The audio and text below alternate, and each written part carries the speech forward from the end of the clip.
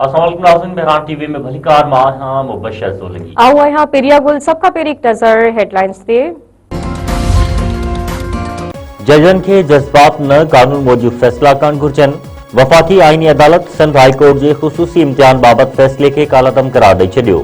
वफाकी आईनी अदालत पंहिंजे फैसले में चयो आहे त अदालतूं ज़ाती इख़्लाक़ियात या हमदर्दी के बुनियाद ते कानून की जगह नथियूं वालारे सघनि। कानून में स्पेशल या सुपर सप्लीमेंट्री इम्तिहान की इजाज़त न आहे।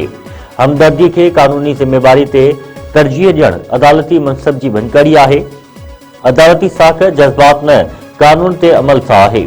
सिंध हाई कोर्ट शागिर्द के स्पेशल सुपर सप्लीमेंट्री इम्तिहान की इजाज़त दी हुई।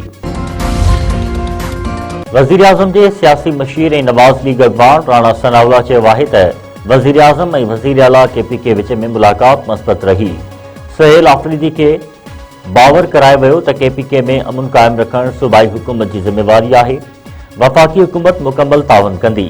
सुहेल आफरीदी यकीन ॾियारियो त पंहिंजूं आईनी जिम्मेवारियूं पूरियूं कंदो।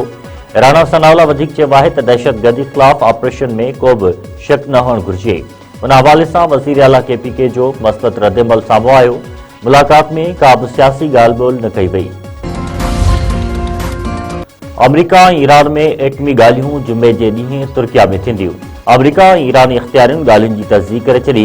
स्टेविटकोफ और अब्बास इराक़ची विच में मुलाकात इस्तांबुल में थींदी। सऊदी अरब, गॾियल अरब इमारात, मिस्र और ॿियूं धुरियूं शरीक थींदियूं।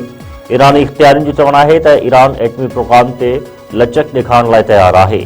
अमरीकी फ़ौजी असासन के ईरान के परे मुंतकिल कयो पियो वञे। बाल हाणी अमरीका सदर की कोर्ट में आहे। अमरीकी सदर डोनाल्ड ट्रंप चयो आहे त ईरान सां ॻाल्हियूं जारी आहिनि। मुआहिदो थियो त सुठी ॻाल्हि आहे, न त नतीजा ख़राब निकिरंदा। स्टेविटकोफ जुमे जे ॾींहुं ईरान जे परॾेही वज़ीर सां ॻाल्हियूं कंदो।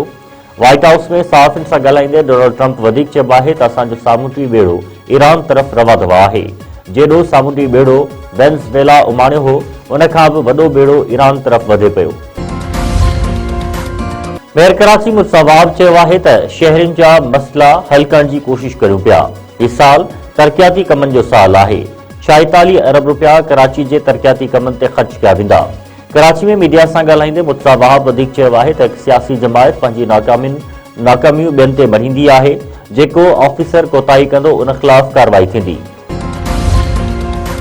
फैज़गंज वेझो पुलिस मुक़ाबले में 3 ॾोहारी मारण की दावा। मारजी वेलन की आकिब शहर, गुलाम मुश्तबा शहर और मौलाबख्श शहर तौर सुञाणप। SSP खैरपुर जो चवणु आहे त 3 ॾोहारी पुलिस के संगीन केसनि में घुरबल हुआ। आकिब उर्फ आकू शहर मथां सिंध हुकूमत तरफां 30 लाख रुपया इनाम रखियल हो।